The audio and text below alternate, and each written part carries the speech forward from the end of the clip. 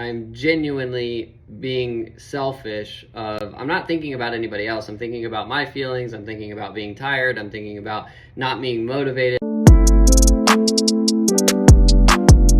Here's where I would go with, hey, well, there's some days I'm not motivated. I feel like I'm in a slump. I'm late to the office, whatever. Honestly, for me, the only thing that works is I tell myself I'm being selfish, and I am.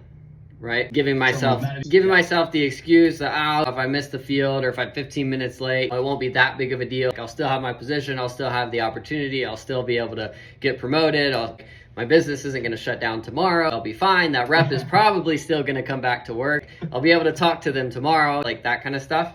Yeah. So it's just a constant in the moment of realizing that you're being selfish, and then take action on it. Connect it to an action. Whatever you realize you're being selfish with, right? A lot of owners struggle to, once all the office is wrapped up and all this kind of good stuff, they struggle to go to the field sometimes. And I'm like, for me, when I do that and I know I need to be in the field, look, dude, you're being selfish, and you could miss out on a conversation with a rep inside of the store, or helping with the skill set of a rep inside the store that could literally change their life from being an average person to demanding more for themselves and getting out of the rat race of what an employee feels like, right?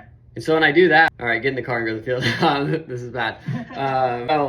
Because I connect it, because then it's an easy step, right? I've connected that with, hey, I need to go work with the guy in the field. Okay, cool. All I got to do is drive to the store and get in the store, right?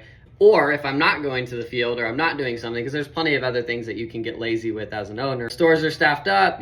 Maybe you're working on your reps being a little bit more self-sufficient, whatever. And really, you just need to make phone calls to be encouraging and blah, blah, blah. But sometimes you just don't feel like making the phone call. And again, you give yourself the excuse. Yeah. They're still gonna, they're fine. They're fine. They're in the store. They made it there. They're clocked in. Maybe they'll pitch some people. They'll be good. They'll come back tomorrow, and I'll have the conversation whether they do good or bad, and we'll go from there, right?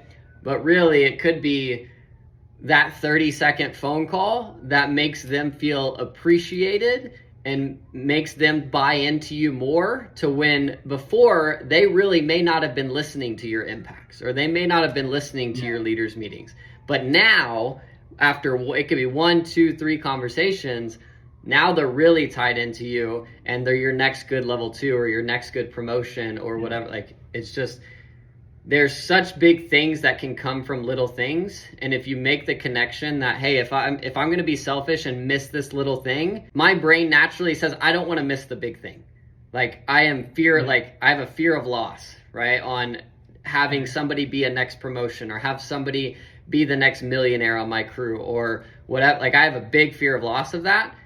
So I'm just, don't be dumb. Make the phone call. It's 30 seconds. Like, you'll be fine, right? So go to the field for 3 hours. Like, it's not that big of all you have to do is talk to, and then, you just start saying simple things. All you got to do is talk to everybody. Like, the things that you say to your rep, sometimes you got to say to yourself. Like, all you got to do is talk to everybody and have a good attitude, and you're going to get a freaking sale.